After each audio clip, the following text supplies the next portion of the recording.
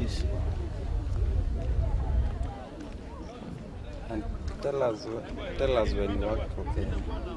I worked with the Ministry of Information and Broadcasting as Senior Information Officer from 1979 to 1988. Where were Kenya located by then? Kenya News Agency has been located where it is at the present. That is The provincial headquarters. But the first time that the Kenya News Agency was established was located in Bungoma town. That was 1963. Then it was moved to Kakamega the following year, which was 1964. Okay, when you were the officers, who was the director of information by then? It was, the director was called Laban Kabiro. Which was your first posting? My first posting was Senior Information Officer at the Kenya News Agency headquarters in Nairobi. Suppose you answered the third first. Oh. Which was your first posting? My first posting was Nairobi, Kenya News Agency headquarters. Okay, how many field stations did KNA have at that time? There were several. They were in every district. Okay. What were your responsibilities? Well, I was a reporter. I used to cover a number of things, which included court reporting, covering political rallies, covering trade unions, and writing features for our magazine, which was called Inside Kenya Today, and Kenya Yetu. Okay. Kenya Yetu was the Swahili version? Yeah, the Swahili version. Okay. Okay, what activities was KNA undertaking at that time? KNA used to cover stories from local areas, from various, because it was in a district, so it had to cover stories that were normally were aired by radio and television, and oftentimes they would find their way in the print media, local print media. Okay, now tell us something about your career progression. Which is the stations you have worked with, your responsibilities currently? Well, I started as a cab reporter, by the way. A cab reporter in 1963, when I used to work for Daily Nation as their reporter based in Kakamega. Then I moved to Nairobi and worked with what used to be the East African Standard and their Swahili paper called Baraza. Then I moved back to the Nation. That was between 1968 and 1970. But then for that same year, 1970, is when I went to the United States to study journalism and mass communication, where I was for 6 years.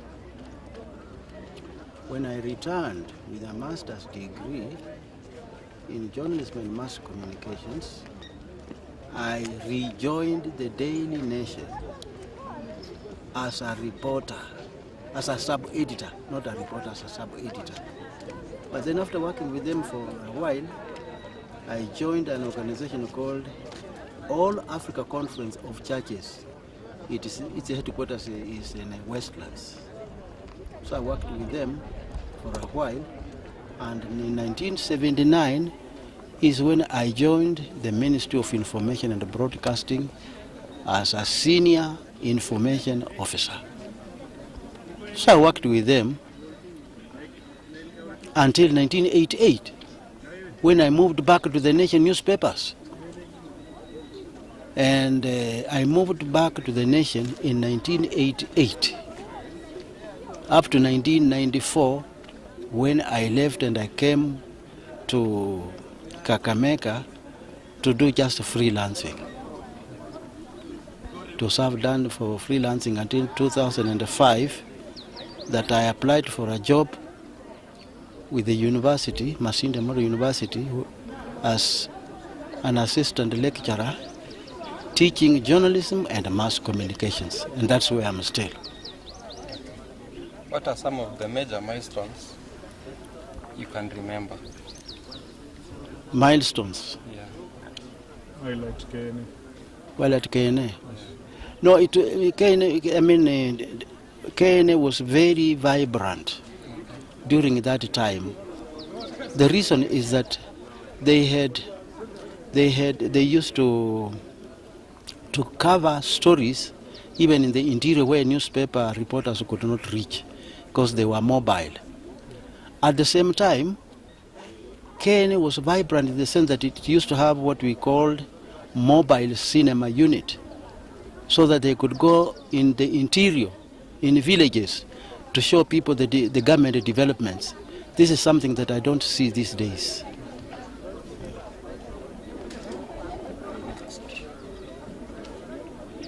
What are some of your memorable occasions or events? My memorable events were when I covered very important people. I used to cover important people like Martin Shikuku, that vibrant politician. I remember in 1964, I covered Daniel Arap Moi, Masinde Muliro, and others who were in Kadu, because they were moving from Kadu to Kanu to join Kanu. That was 1964. It was very memorable because I was on the spot. Okay. What is your worst experience as a journalist? Oh, it was terrible. The worst experience was when I was working as a reporter for Taifa Leo. That was 1965. And I used to cover sports, particularly soccer. So there was one time when I reported a story about Gor Mahia having been defeated by AFC. They used to call it Abaluya Union. Abaluya, football club. So when I reported, that story did not reflect well on Gor Mahia, who had been defeated 2-1. And the fans met me in town and they gave me some very good slaps. If I had not taken off like Kipchoge, they would have killed me because they didn't like the way I reported. Okay. How had KNA evolved by the time you retired? KNA has not been doing well. It has not been very active. And this was just my observation, that it is not even showing villagers cinema, so that people in the countryside can know, can follow up government developments. This is what we used to do. So I feel that this is something that must be revived. Okay, I think you misunderstood the question. How had it evolved by the time you retired, not currently? Differences from when you started working there and when you retired. How different was it from when you started? KNA. Yes, by the time you were retiring, what changes had been made or what changes had taken place? The differences from ukianza na ukiretire, ni nini ilikuwa imekuwa tofauti? That one I can't say now. Okay. Do you think KNA is on the right path? Yeah, it's on the right path. KNA is on the right path because it's even producing magazines. And I still remember that they had established newspapers in some towns like Kericho, Vihiga, Kwale, Murang'a. So I think it is on the right path. it is giving tough competition to the local newspapers. Where do you see it in 5 years from now? It has to move with speed because of the what has come, this digital age. They have actually to compete very, very thoroughly with the newspapers and with the other TV and radio stations which have just started. Otherwise it may become irrelevant. Okay, so now as we celebrate Kenya at 50, what do you want to tell the nation? As we celebrate Kenya 50, all I can say is that with the mass media, what we expect from the government is a total free press. We do not want to be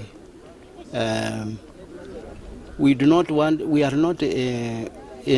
not I can say that these draconian laws that have been drafted in Parliament, they are dangerous to free press. And we hope that not only the government, but the politicians and the press itself will have to fight so that we can have a free press. Because the way I see it is that unless we have a free press, then people will not get the information. And that's why we say that's why we regard ourselves as members of the fourth estate. In other words, it's the fourth branch of the government. Thank you.